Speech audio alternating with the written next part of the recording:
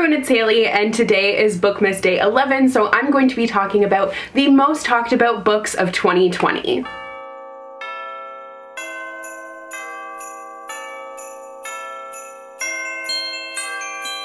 Yesterday for Bookmas Day 10, we played a little game where I picked a best and a worst book for each month, so I'll have that link down below just in case you missed it, as well as the whole Bookmas playlist so you can get caught up if you are a little bit behind. But today is a video that I've done, I think, 2 Bookmases now. This will be the second or the third, I can't really remember, but I think it's a really interesting one. I love looking back on the year and thinking about the books that I just heard about nonstop the entire year. Now, obviously, this isn't like an authoritative list or anything. These aren't the #1, like the only books that were talked about a lot. It kind of depends on where you hang out in the bookdernet, and you might have a different book that you couldn't hear about, like you couldn't stop hearing about rather, but I've maybe never heard of it. So what I did a little bit differently this year though is I actually asked you guys which books you were hearing about the most, because I felt like that made more sense than just talking about my personal list. Now I do have a couple of personal editions here, but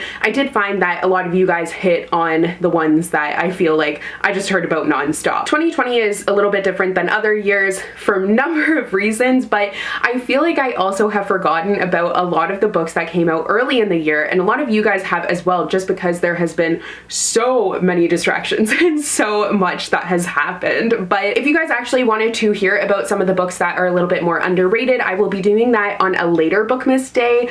I think it's day 17, I'm not entirely sure, but I will be talking about some 2020 releases that I really haven't heard that much about. But without further ado, let's get into the ones that everyone was talking about this year. So first off, Ninth House by Leigh Bardugo. Quite a few of you guys said this book, which kind of surprised me because I feel like it was talked about a lot in 2019, but that hype can sometimes carry into the next year, and I do think that is true of Ninth House. I think because it came out in the latter half of 2019, a lot of people didn't get the chance to get to it. So I personally was one of those people, and it definitely is a book that I had been talking about quite a bit this year because I kept including it on TBRs, but I have finally read it, so yay. But this is an adult novel, and it's Leigh Bardugo's first adult novel. She's the author of the Grishaverse books, which are so amazing, so this is very different for her. It is set at Yale, and it deals with secret societies, ghosts, numerous trigger warnings, so definitely be warned about that going into it. Next is A Ballad of Songbirds and Snakes by Suzanne.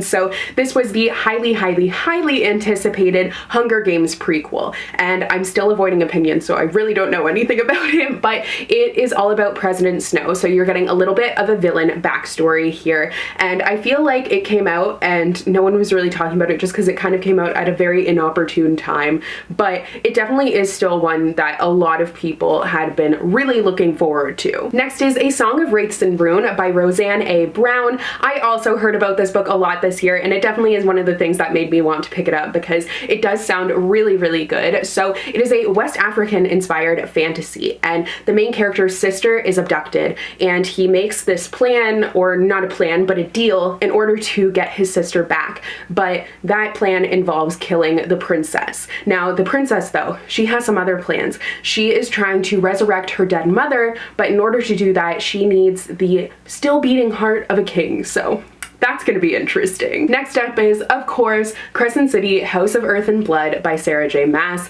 This came out really early, actually, in 2020, and I haven't gotten the chance to read it yet, but it is a new adult fantasy by Sarah J. Maas, who's the author of Throne of Glass, and then also, I'll include it now, oh, it's on the bottom of the pile, but a lot of you guys also replied saying that you heard a lot about A Court of Thorns and Roses, which I think is funny because maybe it's just because I have I'm used to hearing about that book all the time, but I don't really consider it like a really hyped up one this year. But a lot of you guys replied with just like all Sarah J. Maas books, and a lot of you guys were really annoyed about it too. There were like eye roll emojis and everything, which I think is really funny. Her books are definitely very hyped up, so I can't understand if you're not interested how it would get a little bit annoying hearing about them all the time. Now, like I said, this one is her first adult book, and well, her first actual adult book, like categorized as that, but I digress. This deals with a main character who all of her friends are murdered by a demon, and then she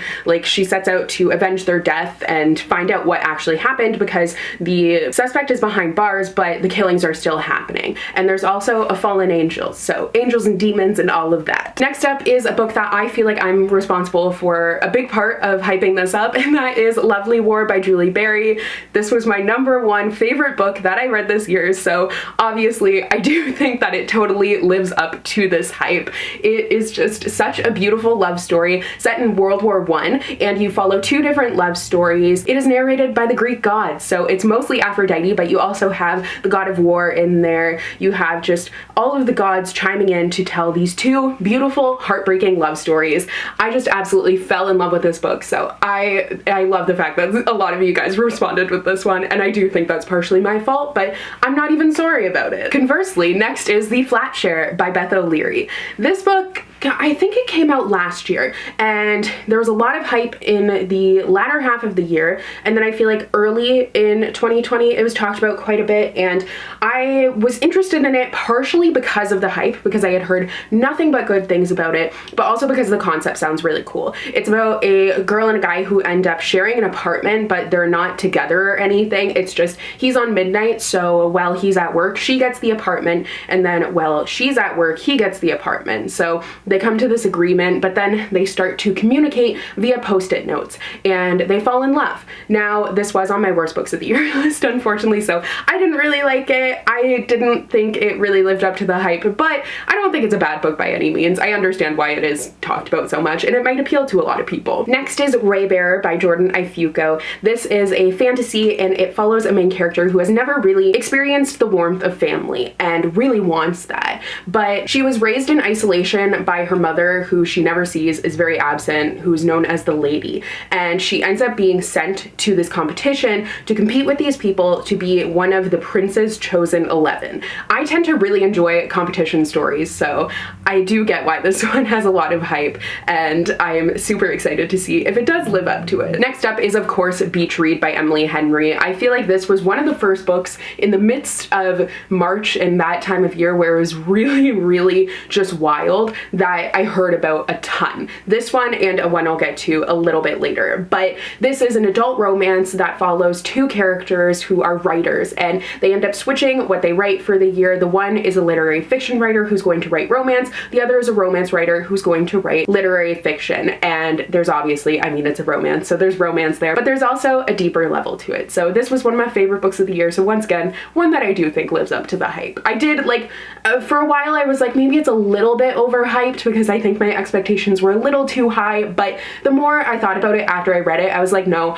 I did really like that book, and I understand why so many people are talking about it. Next is You Should See Me in a Crown by Leah Johnson. This sounds like such an adorable sapphic romance, and I'm so glad that it was so hyped up, so I was able to hear about it because I hadn't heard about it until it was everywhere, so then I was like, yes, I need this. But you follow a main character who wants to be a doctor, but her financial aid falls through, so she finds out that if she wins prom queen, she will get a scholarship. So then she sets out to try and be a prom queen, but there's also a new girl who is kind of changing things for her. Next up is Take a Hint, Dani Brown by Talia Hibbert. This is the latest installment in the Brown Sisters series. I think that's what it's called, but the first book was Get a Life, Chloe Brown, which I have read, and this one is the next one, and I do really want to read this one soon. So Dani Brown is not really interested in romance, but she does like the steamy part of it, so she sets out to try and find a friends with benefits arrangement. Next up is A Deadly Education by Naomi Novik. This is one that came out pretty recently, so I feel like it's one that has been around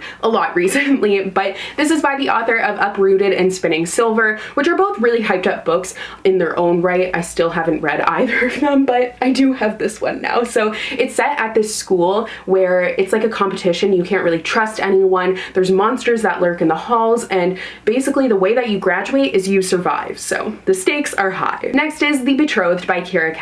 Obviously, this is a book that was highly anticipated because it's by the author of the Selection series, which is a super popular YA dystopian, mostly it's romance series, and this sounds quite similar to it, so I was really excited for it. But if you watched my worst books of 2020 video, then you know how that turned out, unfortunately. But you follow Lady Hollis, who has been living at court, and she's hoping to win the king's affections, and then he chooses her, but then she realizes she might not want to actually be queen. Next is Legendborn by Tracy Deonn. This is one that the hype definitely got me for this one. It made me want to read it like so badly, but I just ran out of time, so definitely one that I'm going to try and prioritize going into next year. But this is about a main character who is a high school student, but she goes to a resident program. I don't know what you would actually call it, but it is at a university. But when she's there, her first night there, she ends up witnessing a magical attack, and the perpetrator tries to wipe her memory, but instead ends up awakening a magical power within her. I think this seems really cool. I've heard amazing things about it from all this hype, so I wish I had gotten to read it. Also, this cover is beautiful and deserves all the hype on its own, honestly. Next is what I would say was the most popular book for when I asked you guys for this on Instagram. This is the book that literally pretty much all of you mentioned, and that is The Invisible Life of Addie LaRue by V.E. Schwab. This book was like very unanimously the most hyped up book of the year, I feel like. And I think part of that is because it has come out recently, so it definitely, like, the hype is right now, so it makes sense that so many of you guys think that this is like the most hyped book of the year. But I agree, like, I've heard nothing but good things about this book. I have just heard about it so much. It has been everywhere leading up to its release and now after. It's all over the place. But V.E. Schwab is a very beloved author, so that makes sense. And also, this is a book that she has worked on for a very long time. You can see that if you follow her on Twitter. She's talked about it quite a bit. But I unfortunately, once again, wasn't able to squeeze this one in before the end of the year. But it is about Addie LaRue, who makes a pact with the devil, so she will get to live forever. But the consequence of that is that she will be forgotten by everyone she ever meets. Ugh, it gets me every time. I do understand why so many people are talking about this book, because it's a super cool concept, but I'm trying to go in with lower expectations because I don't want to be disappointed because of that, because that can happen. Next is Felix Ever After by Kacen.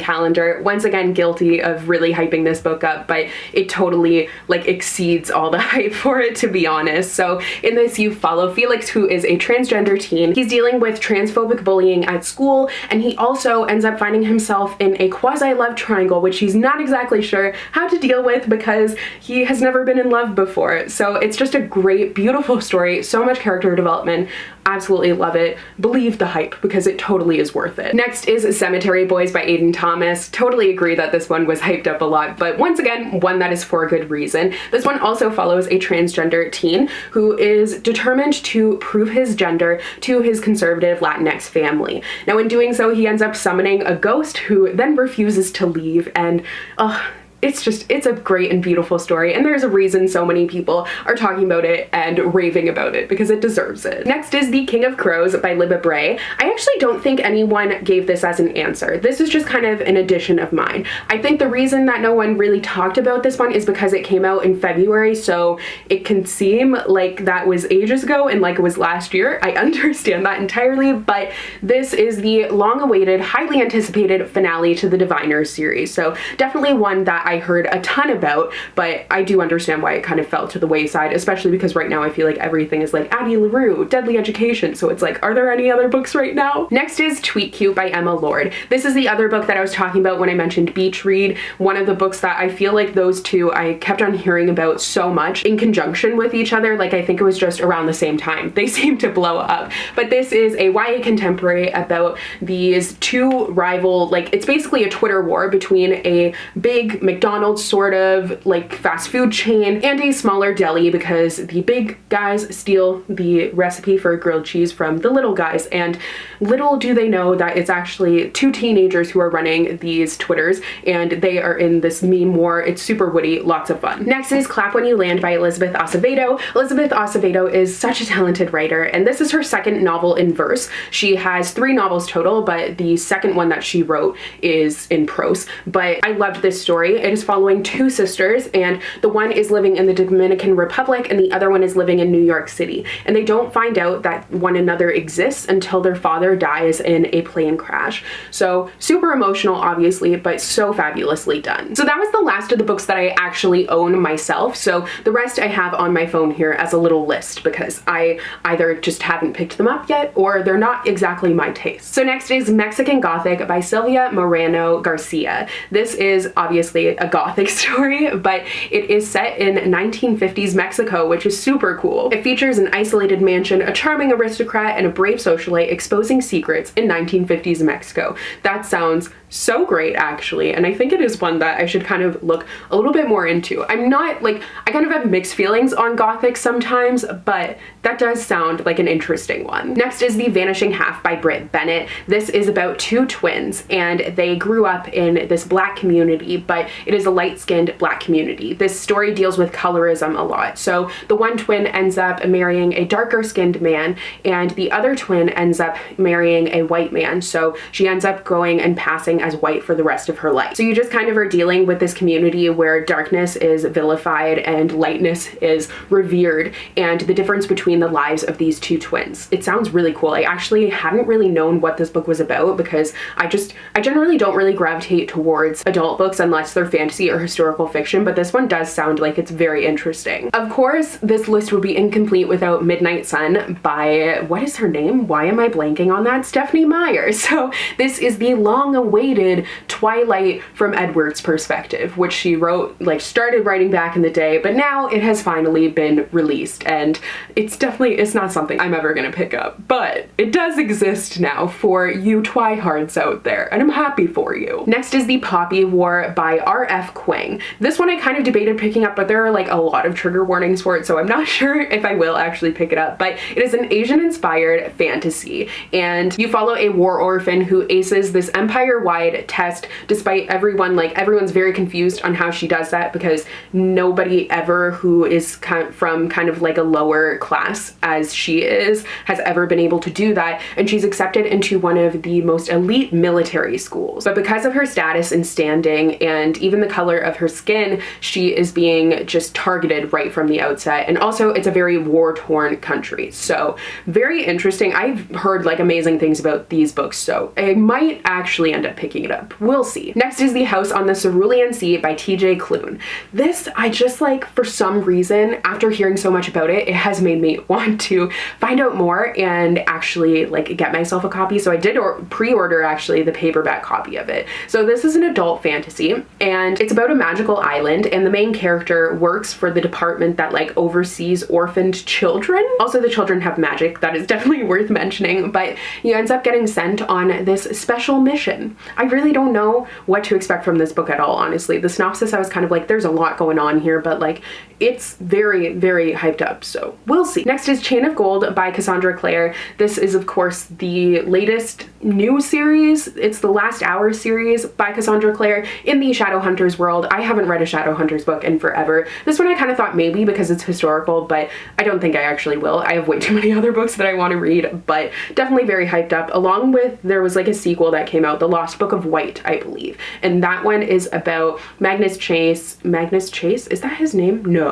Magnus Bane. I was getting it mixed up with Percy Jackson, but Magnus Bane and Alec Lightwood. So it's all about them. Honestly, if there's a Cassandra Clare book that comes out in a year, like, you know that one is definitely going to be on this list. It just makes sense. She has a huge fan base. Next is From Blood and Ash by Jennifer L. Armentrout. I hadn't really heard of this book before, but so many of you had this one as your answer too. So it's, I believe, an adult fantasy romance, and the main character is a maiden. She is destined for a solitary life of like not really experiencing joy, not like basically not having anything. I don't know if that really makes sense. It's like you're never supposed to be touched or experience pleasure. Obviously that's an interesting setup for a romance. So there's a guard that she ends up, you know, things start changing a little bit there. Next is Such a Fun Age by Kylie Reed. So this one is about a girl who, she's a white blogger, and she calls her babysitter, who's Black, to watch her toddler because she's like really overwhelmed. she needs a little bit of a break,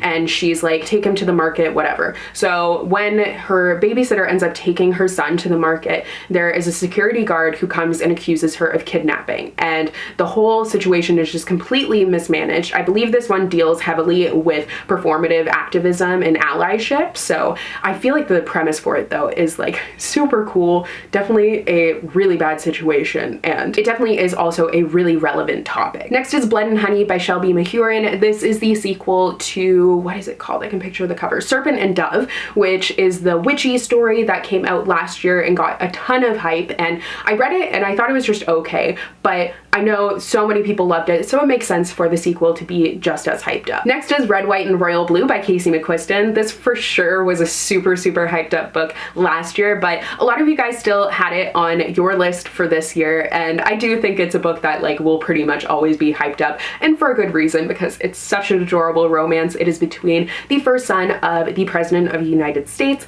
and Henry, Prince of Wales, and it's an enemies to lovers, just chef's kiss, so good. And finally is one that I actually auded on here, and I think it sounds so good, so I'm also really looking forward to getting to this one soon, but it is The Henna Wars by Adiba Jagirdar. This is a sapphic romance actually that is about two girls who run rival henna businesses, and that just sounds like the setup for something so adorable, and I definitely do want to get this one soon. So those are all of the books that I wanted to talk about today that you guys and I also agree were the most hyped up and most talked about books of 2020. I think it was a really great year for books, honestly, even though there has been, you know, a lot going on. There were a lot of amazing books that came out, so that's a plus, and I'm hoping next year will be the same. We'll see what ends up on that list. But please do let me know what you think the most hyped up book of the year is. I think that the most hyped up book was The Invisible Life of Addie LaRue, because, I mean, maybe it's because it just came out recently, so it's a lot right now,